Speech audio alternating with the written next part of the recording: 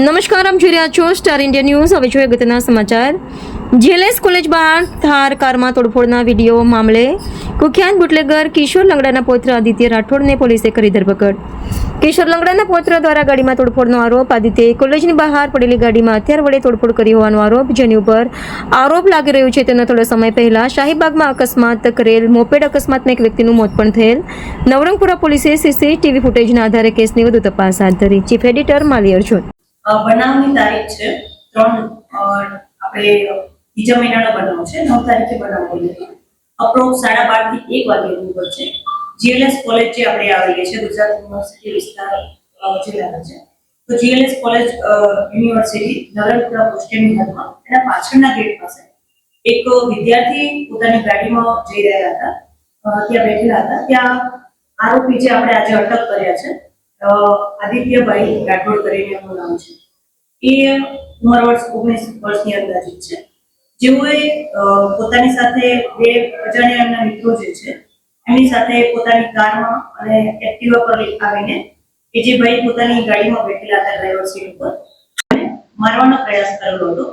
જેમાં એમનો બચાવ થઈ ગયો, પણ ગાડીના કાચને બધું એવી રીતે તોડવામાં આવ્યું કે એમના ગળા સુધી ચાકુ જે એમનો હથિયાર હતું એનાથી કદાચ વાગત તો એમનું મરણ પણ થઈ શકતું હતું.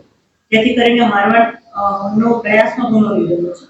હવે જે આદિત્ય રાઠોડભાઈ કરીને છે એ કાલે અટક કરવામાં આવે છે ઝોન 1 એલસીબી ટીમ દ્વારા.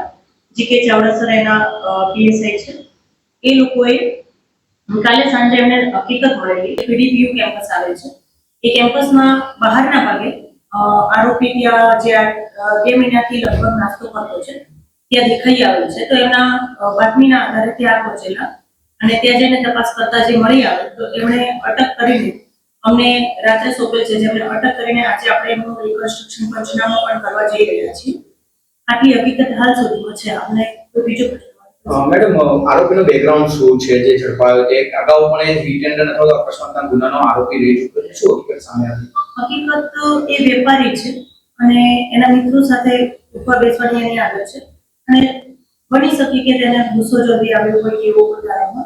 હજી સુધી કોઈ એવું કારણ જાણવા નથી મળ્યું કે એને કોઈ અંગત દુશ્મની હતી કે એવું કંઈ.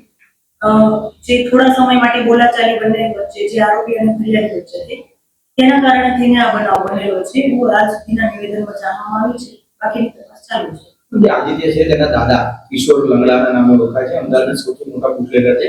બની શકે કે 2 મહિનાથી આરોપી ફરાર હતો, છુપાવવામાં તેને જ મદદ કરી હોય એવી કોઈ હકીકત? દાદા વિશે મને જાણકારી નથી. એમના પપ્પાનું નામ દિલીપસિંહ છે. જે મારા ધ્યાનમાં છે ત્યાં સુધી વેપારી વર્ગમાં એમનું કામગીરી ચાલે છે અને તે બાબતે બીજી મને કોઈ જાણકારી નથી. જ્યાં સુધી તપાસનો પ્રશ્ન છે એ 2 મહિનાથી નાસ્તો કરતો હતો, ધ્યાને નહોતો આવતો. જેવું ધ્યાને આવ્યું તેવું અટક કરી લેવામાં આવ્યું.